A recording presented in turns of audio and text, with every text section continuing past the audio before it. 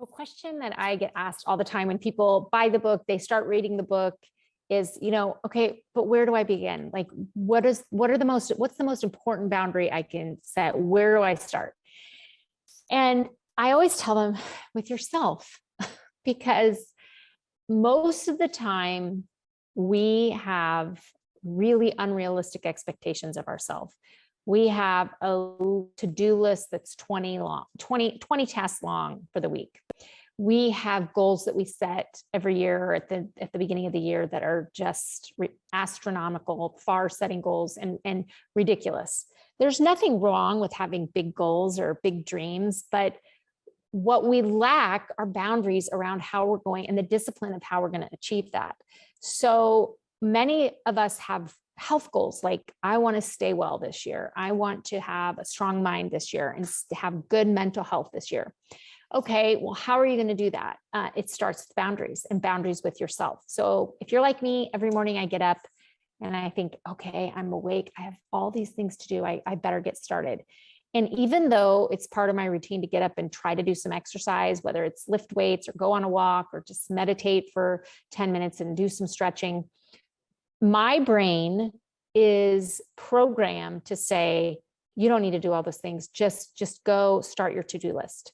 Just get going. You don't have a lot of time. This is a really stressful week. Just start the work. And if I didn't have a boundary with myself that I am not going to do those things first thing in the morning, that I'm actually going to focus on my health for 20 minutes every morning or 30 minutes or whatever I have that day, if I didn't have that boundary with myself, I would not ever do it. I wouldn't do it. I would just go start doing the work. And I've done that for years, and which led me to burnout in 2013 and how I started my company to help other women. So I know myself well enough to know that I have to just really stick to my boundaries. And I have a boundary with myself that I start out in a healthy place every day. And I start out having walking, exercise, water, meditation, positive mindset. If I don't, I will go off the rails and I will get burned out and I will be exhausted by the end of the day. And those 20 or 30 minutes of tasks that I could have started at home, laundry or emptying the dishwasher or checking my inbox, don't really mount up to some great amount of success at the end of the year, like it does when I stick to my boundaries and I stay healthy by focusing on me time.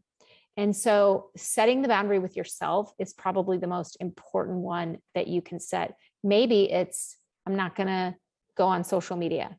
Maybe it's, I'm going to set a boundary around this person and I'm not going to let myself engage with this person or get pulled in to this toxicity or this gossip at work. Maybe it's, I'm going to set a boundary with money, that I'm going to be able to save money and do X, Y, Z this year that I've always wanted to do. Whatever it is, start with yourself. You might think when you think of a boundary that you're digging fence posts and setting fences for other people, but remember, you have to set it with yourself, and boundaries don't, and I talk about this in the book. I have a whole chapter. They don't just keep the bad out. Boundaries keep the good in. If you love this channel, if you love this teaching, please subscribe and please tell your friends about it. Go to becomebraveenough.com and join my mailing list.